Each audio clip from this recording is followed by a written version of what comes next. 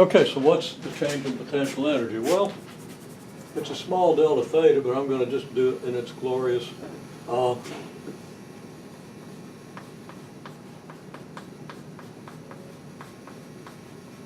first of all, it's delta PE1 plus delta PE2, right?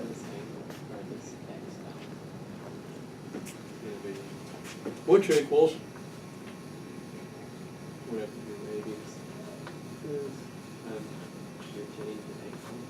M1G times delta Y1 plus M2G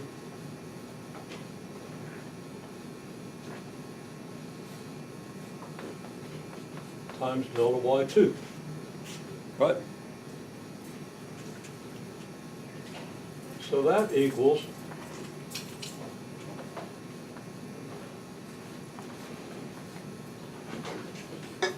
now I'm a little bit torn. It's a small delta theta. Okay? Well, it's going to be, I don't want to take the time to go through all the things. I would say it's approximately M1G multiplied by the delta Y1, which is approximately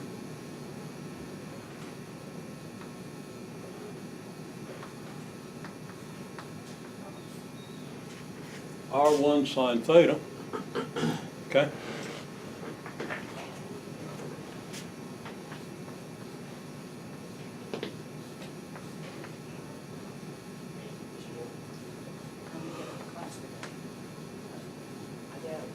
And I said sine theta, it's a sine of delta theta. And R2 times the sine of negative delta theta. Okay? And why negative delta theta?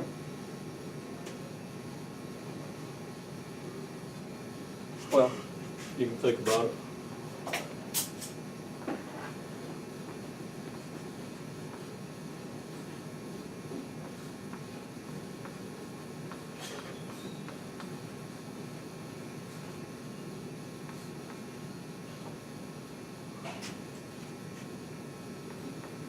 For small angles, delta sine of delta theta is approximately equal to delta theta. And you have this.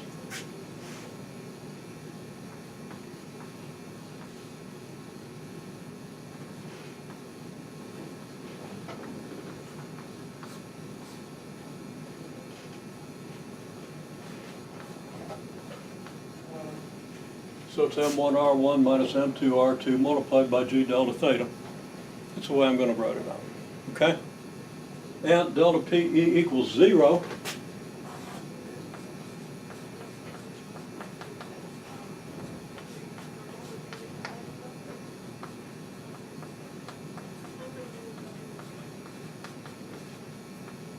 If and only if M1R1 minus M2R2 equals 0. Okay?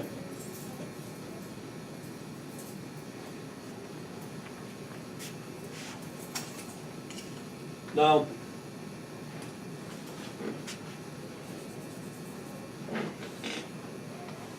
I'll write this out in terms of torque.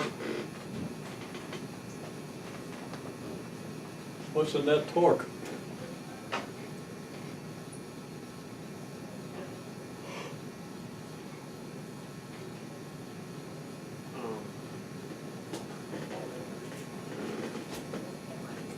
And you know, when I wrote these out, I was a little careless. You know, delta theta would be positive in this direction. Never mind, it was right. Okay. Okay, so net torque, right? It's what? What's the torque due to M1? Moment of inertia times acceleration. Yeah, but you don't have acceleration, and we define torque as R cross F, right? Okay.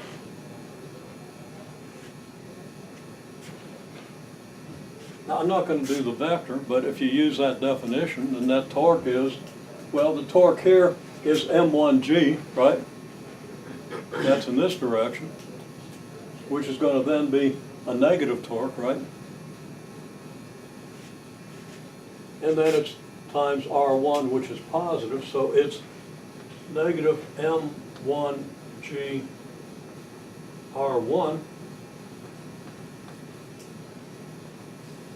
plus M2G R2, which is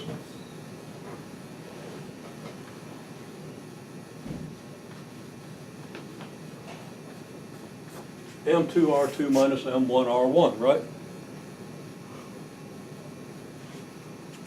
And I can then conclude that the net torque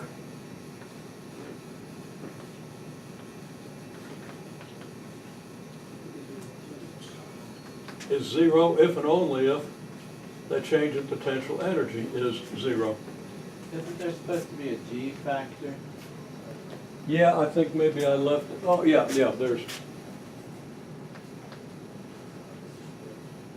Thinking ahead to this, I should have been concentrating on this, okay? But the point is that this is zero if and only if the delta PE is zero, because the difference of the two MRs here is zero if and only if the difference of the two MRs is zero here, right? Even though the signs are opposite here, that doesn't make any difference in the fact that M1R1 has to equal M2R2, okay? But they're on different sides of the axis. So that's our first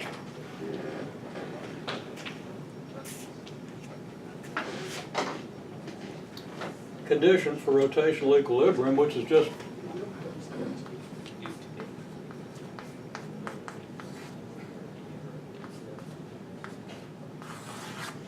that the net torque vector has to be zero. Has to be the zero vector, okay?